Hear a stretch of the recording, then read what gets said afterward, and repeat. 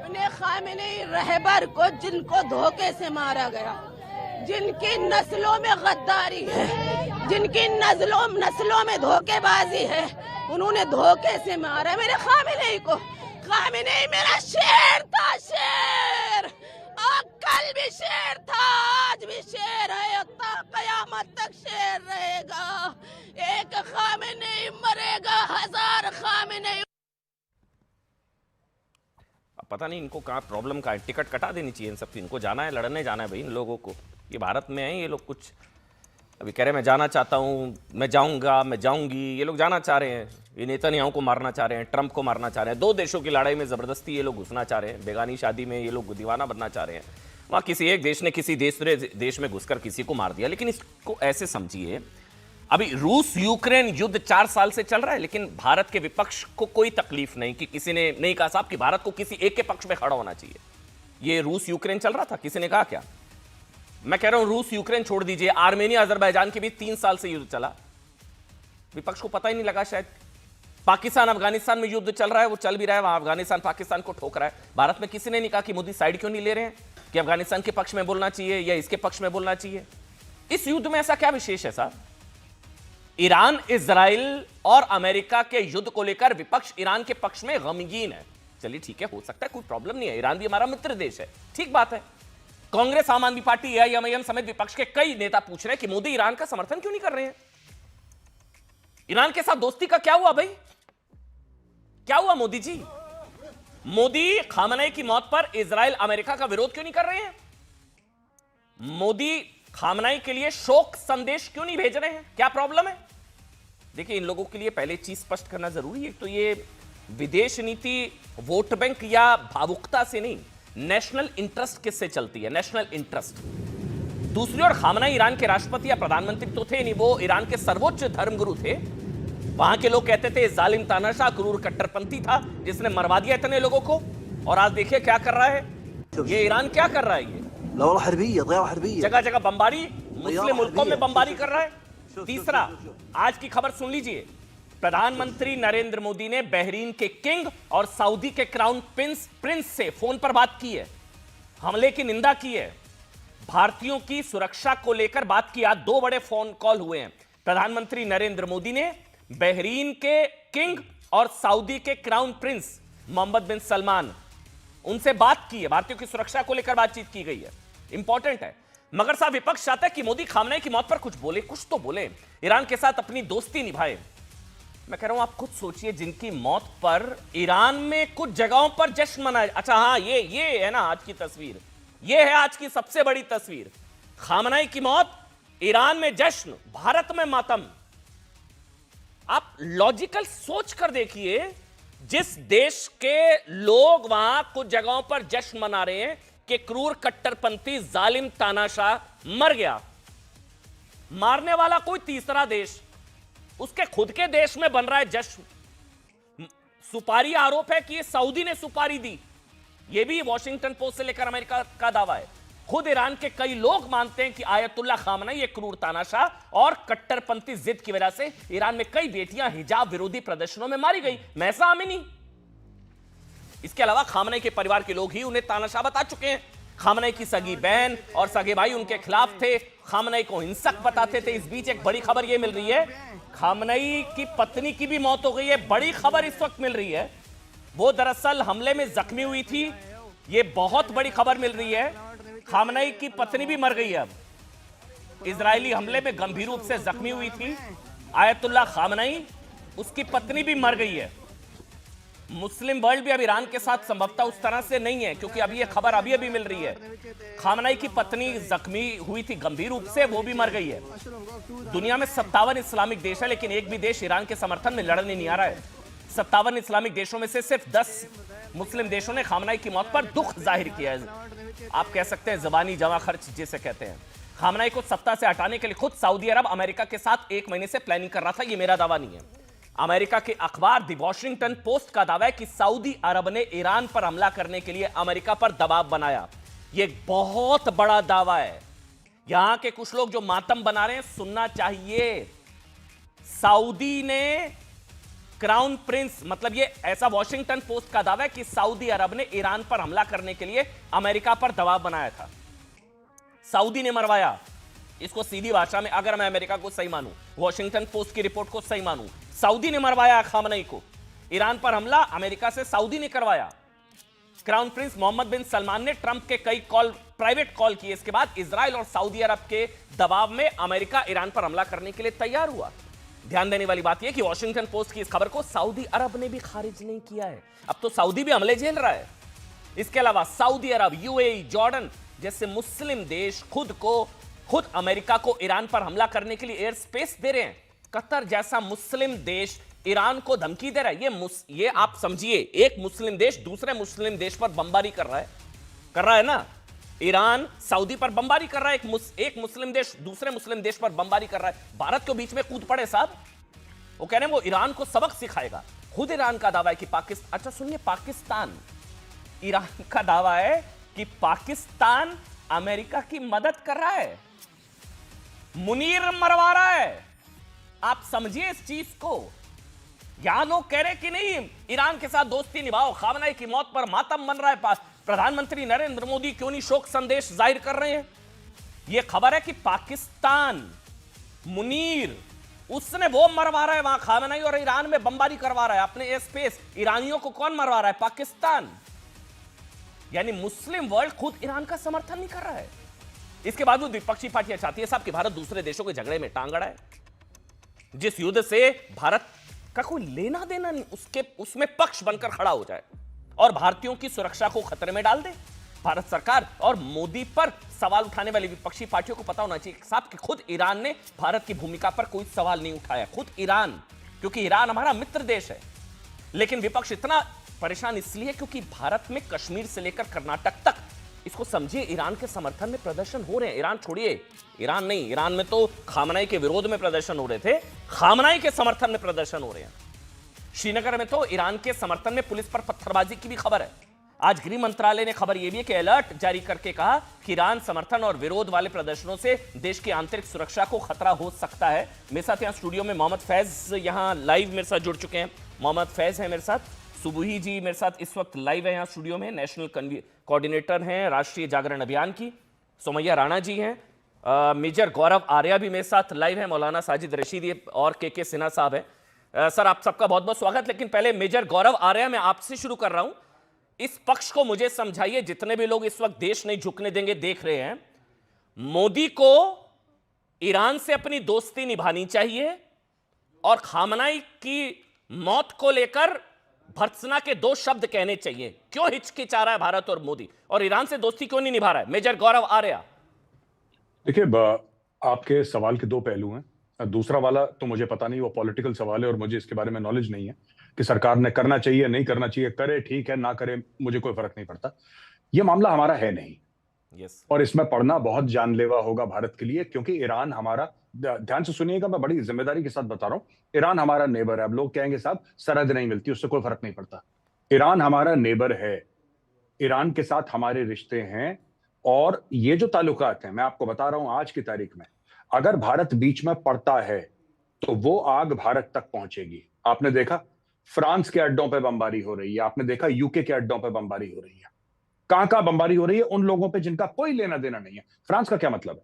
UK का क्या मतलब है? दुबई का क्या मतलब है? अबू धाबी का क्या मतलब? तो मैं ये नहीं कह रहा कि ईरान बमबारी करेगा। मेरा ये पॉइंट नहीं है। मेरा ये पॉइंट है कि दूसरे के मामले में दखल अंदाजी करने की कोई जरूरत नहीं है। हमारे अपने मसले हैं और हम अपने मसलों को एड्रेस करें। ईरान में जो होता है ईरान के लोग डिसाइड करेंगे, ईरान की जनता सुप्रीम है, वो डिसाइड करेगी। We are nobody to interfere in anybody's business. Gaurav, हमारे स्ट्रेटेजिक इंटरेस्ट किस देश से ज्यादा अलाइन होते हैं? मैं ये सवाल क्यों पूछ रहा हूं? मैं इसलिए पूछ रहा हूं क्योंकि प्रधानमंत्री ने बहरीन के किंग और क्राउन प्रिंस, यूएई, सऊदी के क्राउन प्रिंस से बात की है और वहां पर जो अटैक्स हुए उसकी मुखालफत की है। जी देखिए, हमारे जो स्ट्रेटेजिक इंटरेस्ट हैं दोनों हैं। हमारे मिडिल ईस्ट से भी हैं और हमारे ईरान से भी हैं। ईरान से इसलिए क्योंकि ईरान में चाबहार है और ईरान से हम सरकमवेंट करते हैं पाकिस्तान को। अगर हमें सेंट्रल एशिया पहुंचना है और अफगानिस्तान पहुंचना है, ईरान के बगैर आप पहुंच नहीं सकते। पहली चीज ये है, Yes. ये बात तय है कि ईरान के साथ हमारे इंटरेस्ट जुड़े हुए हैं। दूसरी चीज ये है कि कितने करोड़ों लोग मिडिल ईस्ट में काम करते हैं भारतीय मूल के, भारत में वहां से पैसा आता है, हमारे बड़े ट्रेडिंग पार्टनर्स हैं। India should take the middle path. ठीक है, जो हो रहा है आपस में भाई शांति की बात करिए, आप लोग बैठिए, सुलह करिए, जो करिए। भारत का अच्छा, एक बात मैं आपसे पूछता हूं, लोग कहते हैं कंडेम नहीं करा मोदी जी ने, कर दीजिए मोदी जी कंडेम। क्या हो रहा है बताइए? रुक जाएगा ट्रंप? आप करिए कंडेम, आप सवेरे शाम 10 ट्वीट करिए कि मुझे बहुत बुरा लगा। आपको बुरा लगा तो उसको क्या फर्क पड़ेगा? उसको देखिए, वो जीने मरने की लड़ाई लड़ रहे हैं। सबसे पहले हमें ये समझना पड़ेगा कि वो जीने मरने की लड़ाई लड़ रहे हैं। वो क्यों मार रहे हैं सबको? 5 स्टार होटल में मिसाइल क्यों मार रहे हैं? वो ड्रोन क्यों मार रहे हैं? क्योंकि वो कह रहे हैं कि अगर हम डूबेंगे, हम तो डूबेंगे सनम, साथ में तुम्हें भी ले डूबेंगे।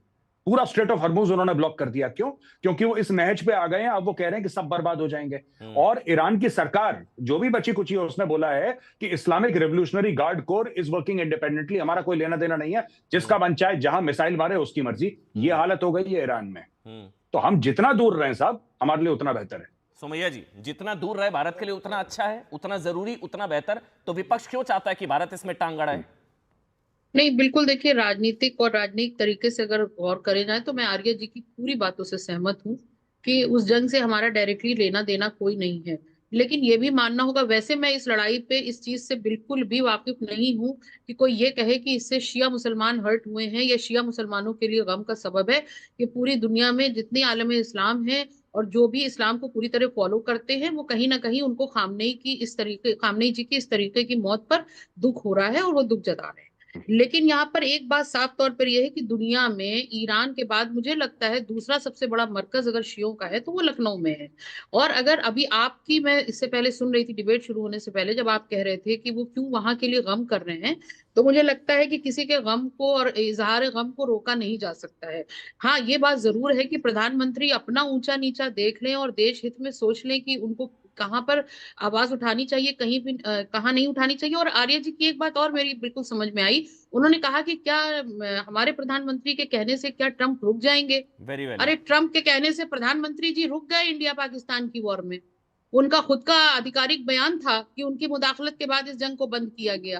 तो वो इतनी हैसियत तो नहीं रखते हैं, मुझे भी मालूम है। शहबाज जिंदा बच गया, ट्रंप ने बोला कि शहबाज बच गया, वो मर जाता शहबाज, 3.5 करोड़ लोग मर जाते। ये ट्रंप ने बोला। भारत तो मार देता पाकिस्तान के 3.5 करोड़ लोगों को। नहीं, मैं आपको बस फैक्ट चेक कर रहा था मैम, आप कंप्लीट करिए। ऐसा नहीं है कि भारत रुक गया ट्रंप के कहने पर। जी सुमैया जी प्लीज आप बोलिए, ऐसा नहीं है, मैं बस क्लियर कर रहा हूँ। जी सुमैया जी। ठीक है, कोई बात नहीं। दूसरी चीज कि आपको क्या, हम सब लोगों को ये बात मालूम है कि बहुत अच्छे रिश्ते रहे हैं ईरान से, और पाकिस्तान और ईरान के कभी भी ताल्लुकात बहुत अच्छे नहीं रहे, ये आपको भी मालूम है और सब जानते हैं इस बात को लेकर के। तो हमारे दुश्मन का जो सबसे बड़ा दुश्मन है ईरान, तो कम से कम उससे थोड़ी बहुत दोस्ती निभाई जा सकती थी। और अगर वो नहीं कह रहे तो मैं प्रधानमंत्री की बात पर बिल्कुल भी मशकूक नहीं हो सकता है इसमें कोई बड़ी वजह हो, हमारे मुल्क की बेहतरी हो, वो नहीं इस तरीके का स्टेप उठाना चाह रहे हैं तो वो ना करें। अच्छा, दूसरी एक बात और भी समझ में आ रही है, लोग इस पर चर्चा कर रहे हैं, मैंने इस पर अभी गहन चर्चा नहीं की है। दोस्ती तो हमारी इजराइल से भी है। मैं जी, दोस्ती तो हमारी इजराइल से भी है। मैंने क्या कहा कि दुश्मन का दुश्मन दोस्त होता है, अमूमन सुनने में आया है। तो दुश्मन का दुश्मन यहाँ पर दोस्त नहीं हो रहा है। खैर, बहुत सारी इंटरनल पॉलिसीज हैं जिसके चक्कर में ये सब हो रहा होगा। लेकिन मेरा जो खाली यहाँ पर बोलने का एक सबसे बड़ा मकसद ये है कि किसी को इजहार गम से रोकना मुझे लगता है बेहतर नहीं होगा अगर ये गम है। क्योंकि खामनेई जी की हैसियत एक बड़े धर्म गुरु के उसमें थी। वो एक बहुत ही ऐसे व्यक्ति रहे हैं जिनको लोग सीधे सीधे एक तरीके से बहुत पूजनीय मानते हैं, और उनके बताए हुए रास्तों पे, उनकी लिखी हुई बड़ी बड़ी किताबों पर लोग फॉलो करते हैं। तो वो गम का इजहार कर रहे हैं यहाँ पर। और बड़ी बात यह है कि इनको बिल्कुल भी सीधे शियों से ना जोड़ा जाए, वो किसी भी तबके के वो ठीक है, आपके विचार बिल्कुल आपके विचार हो सकते हैं। लेकिन ईरान में ही महसा अमनी भी हमने देखी है, उनके साथ क्या हुआ, हिजाब न पहनने की वजह से उनको गिरफ्तार किया गया, उसके बाद उनको मार दिया गया, वो मर गई। कई बेटियां जिनका बलात्कार हुआ और कई हजारों लोग मरे हैं। तो ऐसा नहीं है कि खामनेई जी के जैसे आपके विचार है पूजनीय वाले, वो ईरान में भी नहीं है उनके लिए। तो हर तरह के मिक्स विचार है। सुबुई एक कमेंट आपका, सुबुई एक कमेंट आपका। जी वही मैं कह रहा हूं, वही एग्जैक्टली मैं भी वही कह रहा हूं। तो कुछ ईरान में भी जश्न मन रहा है उनके मरने पर। वो ईरान में लोग कह रहे हैं कि जालिम तानाशाह क्रूर कट्टरपंथी मर गया। वही मैं कह रहा हूं, ये लगता है कि जश्न मनाना चाहिए, उनके जश्न पर भी कोई रोक नहीं है, जश्न मनाए जिनको मनाना हो। आप भी मायूस है सुबुई? जी, आपका भी दिल दुख रहा है, कलेजा मुंह को आ रहा है? अमन, देखिए, मैं एक भारतीय मुसलमान हूँ, रमज़ान के महीने में होली भी मना रही हूँ, आराम से हम अपनी इबादत भी कर रहे हैं, अपने घर में सुरक्षित भी हैं, इफ्तार भी कर रहे हैं, सेलिब्रेटेड भी हैं और सिक्योर भी हैं। तो मेरे पास मातम मनाने का कोई कारण नहीं है, पहली चीज़। दूसरी बात, मैं पूरी जिम्मेदारी के साथ ही कहना चाहती हूँ कि देखिए, युद्ध और मृत्यु कभी भी किसी की मनाने वाली चीज़ नहीं है। जैसे अभी कहा सुमैया जी ने कि जो जश्न मना रहे हैं, जश्न मनाएं, मैं उस चीज़ का भी विरोध करती हूँ कि किसी की मौत पे या किसी भी देशों में, दो देशों में अगर युद्ध हो रहा है तो उसको सेलिब्रेट करने वाली कोई खुशी वाली चीज़ नहीं होनी चाहिए। और राष्ट्र जागरण अभियान के बिहाफ पे मैं ये भी कहना चाहती हूँ, ये भी हम जानते हैं कि अमेरिका पीठ पीछे वार करता है। मैं पर्सनली मानती हूँ कि अगर हम विदेश नीति या स्ट्रैटेजिक इंटरेस्ट देखें तो मुझे पर्सनली लगता है कि भारत के लिए रूस एक ज़्यादा वफादार दोस्त हो सकता है एज कंपेयर टू अमेरिका, क्योंकि हम बहुत सारे कॉर्पोरेट माफिया से भी लड़ रहे हैं जो देश का नुकसान कर सकता है। मेरी आदत क्या है, अमन, मेरी आप मुझे जानती हैं, मैं एक अमन चीज बताऊं, ये ना बीच की बच के बोलने वाली चीज मुझे बिल्कुल नहीं पसंद। जी जी मैं अमन, ये जो खामनेई, अमन, आपने मेरी बात ही पूरी नहीं होने दी। भारत के खिलाफ कितना जहर उगलता था वो तो सबको पता है। कश्मीर के मुद्दे मेरी पर बात पूरी नहीं होने दी। 370 सीएए, दिल्ली दंगा, भारत के मुसलमानों को लेकर, अमन, मुझे आपसे ये उम्मीद नहीं थी कि आप मेरी बात पूरी नहीं होने देंगे, मेरे को बस ये क्योंकि बुरा आप लगा जानते बच हैं। के चलने की जरूरत अरे तो नहीं है। वो तो आप बाद में, ने भारत के खिलाफ कितना जहर उगला, अमन, आप बाद में डिसाइड करिएगा कि मैंने बच रही हूँ या क्या बोल रही हूँ। बात पूरी करने दीजिए, तब डिसाइड करिएगा। ये तो बहुत आपने, मतलब मुझे, I did not expect this, because you know that I always take a rational stand. मैं कभी भी साइड्स लेने में बिलीव नहीं करती हूं, मैं फैक्चुअल सिचुएशन रखना चाह रही हूं। अपनी बात बोलने के बाद मैं आगे, क्योंकि हमारी पर्सनल अंडरस्टैंडिंग के लिए भी हमें पता होना चाहिए। देखिए, कई बार चीजें कंप्लीटली ब्लैक या ग्रे नहीं होती, ब्लैक या व्हाइट नहीं होती, बहुत बार बीच में ग्रे चीजें होती हैं। कुछ सवाल हैं, कुछ पॉइंट्स हमें अपने आप से पूछने चाहिए। कुछ लोगों को लगता है कि ईरान जो है वो शियाओं का सपोर्टर था, तो सबसे बड़ा सवाल तो मेरे मन में आता है कि अगर शियाओं का सपोर्टर था तो पाकिस्तान में शियाओं को वाजिब कत्ल माना जाता था, पाकिस्तान में शियाओं की धज्जियां उड़ाई जाती थी। ईरान के लिए कितनी बड़ी चीज थी, जो देश अमेरिका से लड़ रहा है उसके लिए कितनी बड़ी चीज थी पाकिस्तान को मक्खी की तरह कुचल देना, लेकिन उसने कभी शियाओं के लिए पाकिस्तान के विरुद्ध स्टैंड नहीं लिया। जिन लोगों को लगता है कि ईरान मुस्लिम कंट्री है और सुन्नियों और सब लोगों का है, जैसे अभी सुमैया राणा जी ने बोला, तो भैया मिडिल ईस्ट में इतनी सारी कंट्रीज में इतने सारे आतंकवादी संगठन बना के मुसलमानों के ही चीथड़े क्यों उड़ा रहा था? लेबनान में हिजबुल्लाह, गाजा में हमास, यमन में हुतीज, सीरिया और इराक में different kinds of terrorist organisations supported and backed by Iran. तो ना वो शिया सपोर्टर थे ना वो सुन्नी सपोर्टर थे, ये मैं पूरी जिम्मेदारी के साथ कह रही हूं। अगर आपको लगता है कि बहुत रैशनल थे, डेमोक्रेटिक थे, तो इजराइल की मौत के लिए रोज दुआएं क्यों मांगा करते थे? आप उनको हजरत अली से कंपेयर कर रहे हैं। Last point Aman, please last point, Sumaiya ji ने कहा कि सबसे बड़ी संख्या लखनऊ में है शिया मुसलमानों की। अमन, मैं पूरी जिम्मेदारी के साथ कह रही हूँ कि ये जो सड़क पे शिया मुसलमान मातम कर रहे हैं ना, ये अयातुल्लाह अली खमैनी के लिए मातम नहीं कर रहे हैं। इनकी एक सेकंड सुमैया जी, अमन, मैं ऐसे डिबेट नहीं करती हूँ। I always have a logic, I always have a logic. जो शिया मुसलमान भारत में मातम कर रहे हैं वो अयातुल्लाह अली खमैनी के लिए नहीं कर रहे हैं। उनके इमोशंस को, खमैनी की मौत को जोड़ दिया गया है हजरत अली से, हसन हुसैन से, और शिया तो हसन हुसैन के लिए, हजरत अली के लिए हमेशा ही मातम करते हैं। तो हमें भी ये क्लैरिटी होनी चाहिए कि ये पॉलिटिकल लोग हैं, इनको आप अपने इतने बड़े लीडर्स हजरत अली, इमाम हसन, इमाम हुसैन से कंपेयर कर रहे हैं। ये जो इमोशंस जोड़ दिए जाते हैं राजनीति करने के लिए, मैं कह रहा हूं पॉलिटिक्स अपार्ट, मैं कह रहा हूं पॉलिटिक्स अपार्ट। गौरव, आर्मी इस पर्सपेक्टिव से, सिक्योरिटी पर्सपेक्टिव से ये तो फैक्ट है, चाहे 71 की जंग, चाहे ये ईरान ने तो इंदिरा गांधी को भी धोखा दिया, चाहे 71 की जंग, चाहे 65 की जंग। फैक्चुअली अगर मैं आपसे समझना चाहूं, tell me if I am wrong, चाहे 71 की जंग थी, चाहे 65 की जंग थी, ईरान ने तो धोखा दिया। और खामनेई का जो पर्सपेक्टिव था सीए दंगे के दौरान, या इसके अलावा जब दिल्ली में दंगे हुए थे, उसमें भारत के मुसलमानों को लेकर मुस्लिम देशों को इंटरफेयर करना चाहिए, ये तो सारे फैक्ट्स है ना। आप 71 की और बात की बात छोड़िए, आपको पता है हमास आया था पाकिस्तान ऑक्यूपाइड कश्मीर में। वो हमें, अगर किसी को लगता है कि बिना ईरान के आशीर्वाद के आया था तो बहुत बड़ी गलतफहमी है। मैंने ऑन रिकॉर्ड यह बोला है कि अगर ये रेजिम चली, ये कश्मीर में आग लगा देंगे जिस दिन इनके पास न्यूक्लियर वेपन्स हो गए। इनके पास जिस दिन न्यूक्लियर वेपन होगा, कश्मीर में आप आग बुझा नहीं पाएंगे, पूरे देश में आग लगाएंगे। That is the nature of this regime.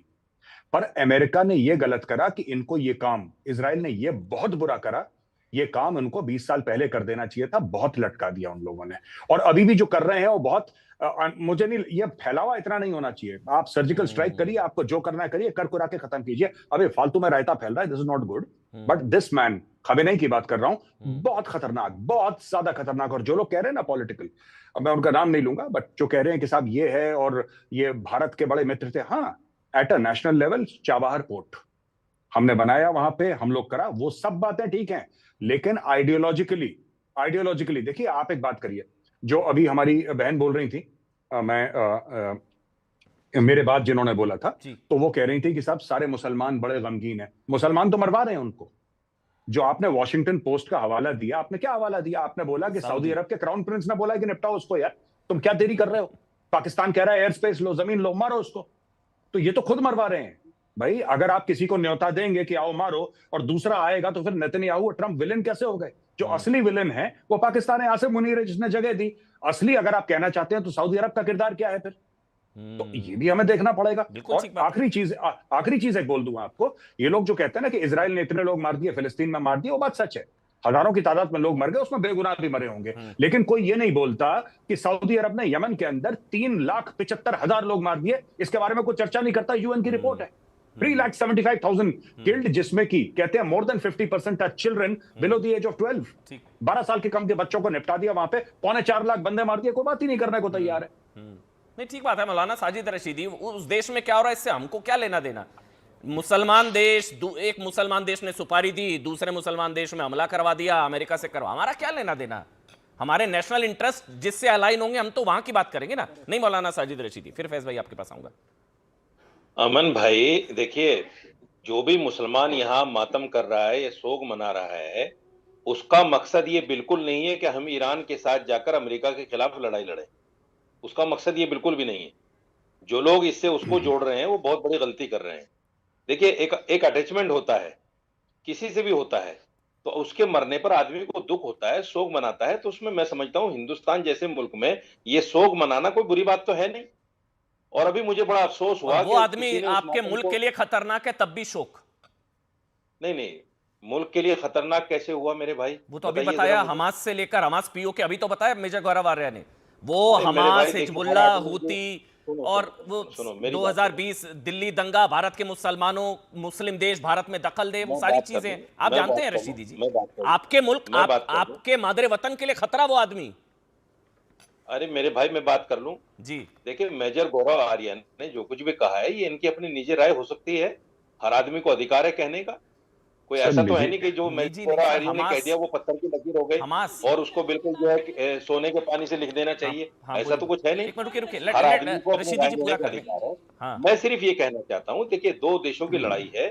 उन 2 देशों की लड़ाई में यकीनन भारत को नहीं आना चाहिए और भारत के लोगों को भी नहीं आना चाहिए, इसमें कोई दो राय नहीं है। लेकिन इतना तो है, इंसानियत के नाते आप जिस तरह से अमेरिका और इजराइल को एक विलन के तौर पर देख रहे हैं, क्या उसको विलन कहना ये कोई गुनाह की बात है? सिर्फ इसलिए कि आयतुल्लाह खामेनेई एक बड़े अच्छे रहबर बनकर उभरे थे इस्लामिक दुनिया के, इस्लामिक वर्ल्ड के, आप सिर्फ उनको इसलिए टारगेट करेंगे क्योंकि वो मुसलमान थे? इस्लामिक दुनिया कैसे? मुस्लिम देशों ने मरवाया, मुस्लिम देशों ने मरवाया उसको। सऊदी ने सुपारी दी, वो मुस्लिम देश, ये एक मुसलमान देश दूसरे मुसलमान देश पर हमला कर रहा है। तो नहीं, अरे आप फैक्चुअली गलत बोल रहे हैं मौलाना जी। अच्छा ठीक है, आप मेरी बात से कभी इत्तेफाक किया आपने? अरे तो आप भारत की बात करिए ना, भारत के लिए अच्छी खबर तो बता दो भाई। वो भारत का सबसे बड़ा भाई, भारत के लिए खतरा है, वो आदमी मारा है ना। और आप जितने भी सुनो, आप क्या जितने भी एंकर हैं, हमारी बात से तो कोई भी इत्तेफाक नहीं करता और हमें इसका दुख भी नहीं है। कोई करे ना करे, सारे लोग तो मोदी जी के भी मुवाफिक नहीं है और सारे लोग तो ट्रंप के भी मुवाफिक नहीं है। टॉपिक पे आ जाते हैं, टॉपिक पे। इसमें कोई बुरा मानने, बुरा कहना है। सुनो मैं पूरी कर दूं। हाँ चलिए, 30 सेकंड प्लीज बोलिए, कंप्लीट करिए। मैं पूरी कर लूं। अभी जो बात चलकर आई कि साहब मुसलमान को मार रहा है, आपको उस वक्त की बात याद नहीं होगी जब आईसिस को इजराइल ने तैयार किया, अबू बकर बगदादी को और अल्लाह अकबर कहकर उसने गले काटे। आप लोगों ने कभी भी नहीं कहा कि इजराइल ये बुरा कर रहा है। फलस्तीन में जो कुछ इजराइल ने किया, इजराइल ने आईएसआईएस तैयार किया, इजराइल ने आईएसआईएस तैयार किया। अबू बकर जो बगदादी था, वो इलियाड शमून उसका नाम था, बाकायदा उसको तैयार किया आईसिस को, और उसने सिर्फ और सिर्फ मुसलमानों को काटा। बताइए किसी हिंदू पर हमला किया हो आईसिस ने? किसी और गैर आदमी पर हमला किया हो? आईसिस ने सिर्फ मुसलमानों को काटा, और वो इसीलिए तैयार किया गया था कि मुसलमानों को जनरल सिन्हा, मुझे 30 सेकंड दे दीजिए, मैं आपके पास आऊंगा। हो गया रचीदी जी, हो गया 30 सेकंड में पूरी कर रहा हूं। नहीं हो गया सर, 30 सेकंड, बहुत बड़ा पैनल सर, प्लीज एक एक करके सबको मौका देना। I request sir, please I request. एक मिनट पहले मेजर गौरव आर्य आप बोल लीजिए, फिर फैज भाई और जनरल सिन्हा आपके पास आ रहा हूं। मेजर गौरव आर्य, इजराइल ने आईएसआईएस को तैयार किया था। अब ये आईसिस जो तैयार हुआ था साहब, वो बाथ पार्टी थी इराक की। जो इराकी जनरल्स थे, देवर द कोर ऑफ दाइश। वहां से वो फैला। इसकी शुरुआत इराक से हुई थी। और मैं आपको एक और बात बता दूं कि भारत के लिए क्यों खमैनी बहुत खतरनाक था। इसलिए खतरनाक था, जो केरला से मुस्लिम युवक जाते थे वो सीरिया से जाते थे, तुर्की जाते थे, तुर्की से सीरिया जाते थे, और सीरिया में उनको तैयार करते थे ईरानी सिक्योरिटी एजेंसीज वहां पे थी, ईरान के बेसिस थे, जो कि अहमद अल शरा के आने से फिर वहां से हटे। तो आपके बच्चों को, जो मासूम बच्चों को पकड़ पकड़ के आईसिस का टेररिस्ट बनाया गया, ये काम भी खमैनी साहब के आशीर्वाद से हुआ है। देखिए एक चीज है भाई, मजहबी तौर पर मातम बनाया जा सकता है, लेकिन जब वो आदमी भारत के लिए खतरनाक है तो फिर क्या ये? फैज भाई आप बोले, लेकिन पर जनरल सिन्हा, मैं आपसे कमेंट चाहूंगा। जनरल सिन्हा, ये भारत मोदी को एक तो लाइन ले लेनी चाहिए, ईरान के साथ दोस्ती निभानी चाहिए जनरल सिन्हा, और भारत को स्टैंड ले लेना चाहिए, अमेरिका के खिलाफ कम से कम बोलना चाहिए कि जो वेनेजुएला में किया है, जो दादागिरी चल रही है, उसके खिलाफ बोलना चाहिए। ईरान के साथ दोस्ती निभानी चाहिए मोदी जी को। General Sinha. Thank you Aman, 15-20 minute के बाद समय देने के लिए। शायद आप डिबेट अपने लेवल पे ही रखना चाहते हैं। हाँ, एक थ्योरी। अच्छा, आपके सवाल का जवाब देता हूँ। देखिए, मैं तो ये जानता हूँ कि जो प्रधानमंत्री ने अभी इजराइल के संसद में कहा है, 140 करोड़ जनता 7 अक्टूबर 2023 में जो जघन्य अपराध हुआ था उसके साथ खड़ी है, और हम इजराइल के साथ खड़े हैं, क्योंकि आतंकवाद, जो हमास आतंकवादी संगठन है, वो एक्सिस ऑफ रेजिस्टेंस का हिस्सा है। उसमें 3 हैं, हूती, हमास, और उसके जो रहबरा हैं जिनको आप लोग कह रहे हैं, वो तो नहीं, उनके जो एक्चुअली सुप्रीम लीडर हैं वो तो हैं ही, जो अभी शायद दुनिया में नहीं रहे। तो ये सीधा सा मामला आतंकवाद का मामला है। आतंकवाद के, और एब्सोल्युटली क्लियरिटी है, नेशनल इंटरेस्ट इसी में आता है। इसके अलावा ये कर देना, वो कर देना, ये चीज़ें नहीं हैं। ये मुझे बताइए, कराची के कॉन्सुलेट में कुछ लोग गए थे और वहाँ पर गोली से भून दिया गया। नाम तो ले लिया अमेरिकन मेरीन का, किया तो है पाकिस्तान के लोगों ने, एक आवाज़ नहीं आई भारत के। पाकिस्तान ने इसी रमज़ान के दौरान अफ़गानिस्तान में जाकर के बमबार्ड की और बच्चों को, माताओं को, छोटे बच्चों को मारा। Absolutely not a military target. एक आवाज़ नहीं उठाया।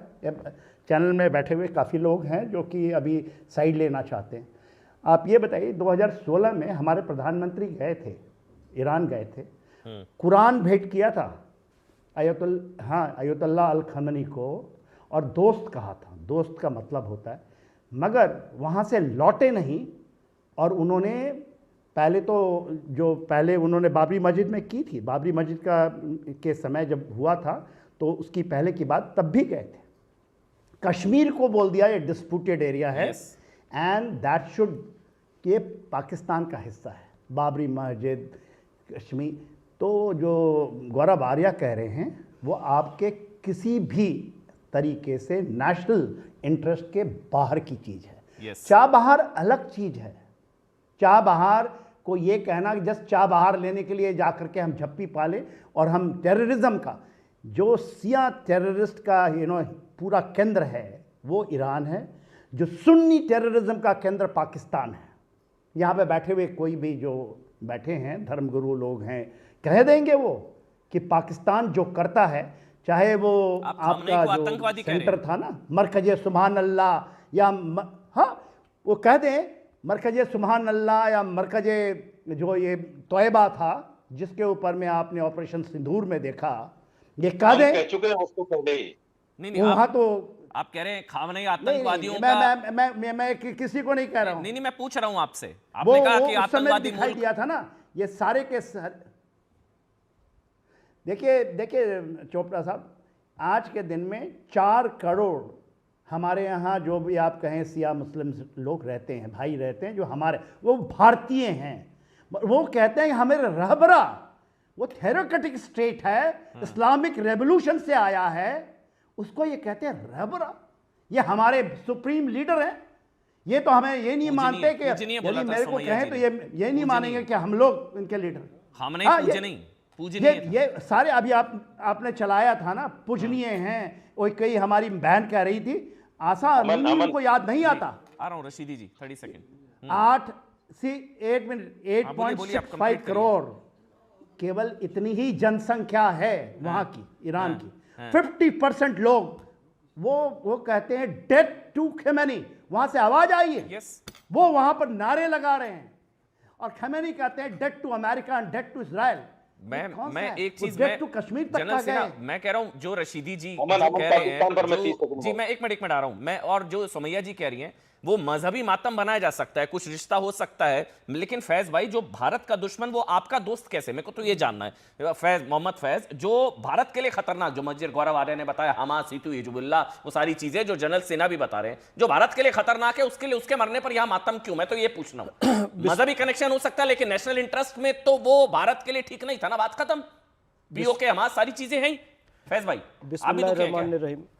बिस्मिल्लाहिर्रहमानिर्रहीम, भारत माता की जय, वंदे मातरम। वंदे मातरम। मेरी शुरू से अमन भाई एक स्पष्ट बात रही है, सबसे पहले भारत, जिस मिट्टी में खाता हूं, जिसका पीता हूं, जहां इज्जत पाता हूं, जहां पैसा पाता हूं, जहां का पानी पीता हूं, सबसे पहले वो, इसकी अस्मिता से कोई समझौता नहीं होगा।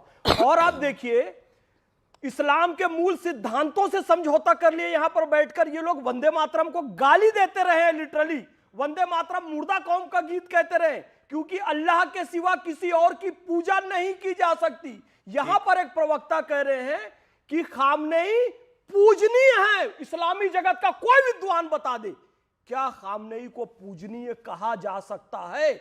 यानी इतना डेस्परेशन। भाई धार्मिक गुरु हैं कुछ लोगों के, मैं मान लिया, ठीक है, मेरा कोई धार्मिक गुरु होगा, मेरी आंख में आंसू आएगा, इट्स ओके, लेकिन साहब राष्ट्रीय नेशनल इंटरेस्ट सबसे पहले है।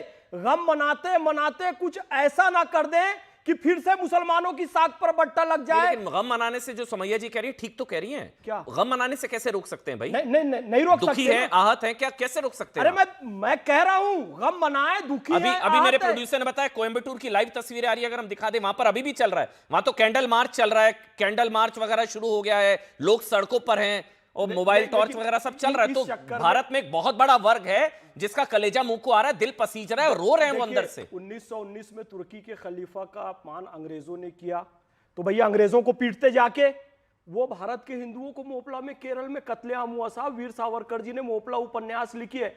खामनेई आपके आदर्श गुरु, आप मातम मनाइए, ठीक है सर, लेकिन कम से कम बस को नहीं जलाना है आपको भारतीय सेना को नहीं मारना है, आपको भारतीय पुलिस को या भारतीय संपत्ति को नुकसान नहीं पहुंचाना। उसका क्या परिणाम तो कर रहा है ना वो, हमास के जरिए पीओके में क्या कर रहा है? हम जैसे लोगों को उसका खामियाजा भुगतना पड़ता है ऐसे चक्कर में। आप गम मनाइए, माता मनाइए, इट्स ओके। और प्रधानमंत्री मोदी जी को अभी सलाह नहीं दीजिए, मेरी ये गुजारिश है, पद और गोपनीयता की भी शपथ ली जाती है, कब कहां क्या कहना है इसका ज्ञान मोदी जी को अच्छे से है, कब चुप रहना है। भाई ऐसी परिस्थिति में जब ईरान अरामको में मिसाइल मार रहा है, आप सोचिए, बुर्ज अरब में मार रहा है, बुर्ज खलीफा में मार रहा है, मेरे लोग रहते हैं बहरीन में, दुबई में, मेरे अपने लोग रहते हैं भाई, मेरे निकट, वो वीडियो भेज रहे भैया, लोकेलिटी की बिल्डिंग में मार रहा है। ऐसे समय में चाहते मोदी बीच में कूद जाए, क्यों कूदे? आज पूरी दुनिया 57 देश मुस्लिमों के इफ्तार पार्टी सुखी से नहीं मना सकते, हम लोग सुखी से कर रहे हैं, जो आपके लिए पूजनीय है वो भारत के लिए डेंजरस था, वो भारत के लिए खतरनाक था। पहली चीज तो पूजनीय लफ्ज का जो गलत इस्तेमाल कर रहे हैं, अगर कोई अपने आप को मुसलमान कह रहा है तो उसके लिए पूजनीय सिर्फ अल्लाह है, लेकिन यहाँ पर पूजनीय का ये मतलब नहीं था कि उनको खुदा वंदे मान मातरम दिया। का समझाते रहे तब डंडा लेके पीछे पड़े गुरु हैं, आप बीच बीच में बोलने मत दीजिए बोलिए, उनको, बीच में नहीं, आप बीच में मत बोलिए, कोई नहीं बोलेगा। सोमैया जी आप बोलिए, मत प्लीज, बोलिए, आप मैं बोलिए दीजिए चुपचाप उनको आज, सुनती वाह। रही। एक एक करके बोलिए आप, चुपचाप सोमैया। सुनती रही सब। हाँ बोलिए बोलिए सोमैया जी, बोलिए बोलिए। सबसे बड़ा मसला ये है कि हिंदुस्तान के अंदर अगर किसी, जैसे खामनेई साहब की डेथ हुई, जो असैसिनेशन हुआ, उसको लेकर गम मनाने में कहाँ पत्थर चल गए, किस आर्मी को जख्मी किया गया, किन पुलिस वालों पर पत्थर चलाया, जो अभी फैज साहब बात कर रहे थे। गम मनाया गया, गम के तरीके से मनाया गया, सोमैया और जी माफी चुपचाप के अपने साथ घरों को एक लोग मिनट, चले मैं गए। सवाल मेरे को बुरा लगता है पूछते हुए, जो गम सोमैया जी मनाने वाले लोगों को बदनाम करने का काम सोमैया करना, जी मेरा इनको सवाल लगता आपसे है आपको कि बुरा बस लग सकता है, लेकिन आपके लिए तो देश पहले है ना, वो आदमी देश के लिए खतरनाक था। तो मजहबी कनेक्शन आपको हो क्या सकता है लगता आपका जो- उससे, बिल्कुल, लेकिन एक मिनट, आपके एक देश के लिए जो आदमी खतरनाक है, जो मर गया, तो आपको तो खुश होना चाहिए। मैं मतलब नहीं सोमैया आपको जी, ये लगता है कि अगर इतना ही खतरनाक था तो प्रधानमंत्री जी जा करके क्यों कुरान गिफ्ट कर करके आए? अरे तो प्रधानमंत्री ने मतलब थोड़ी ना हमला करवाया, मजबूरी हमला थी। तो ईरान ने करवाया, मैं माफ क्या करिएगा, कह रही हूँ, अमेरिका मजबूरी इजराइल थी। ने कराया, सऊदी ने कराया ना सोमैया जी। अरे तो हम तो गम खामनेई साहब के मरने का कर रहे हैं ना।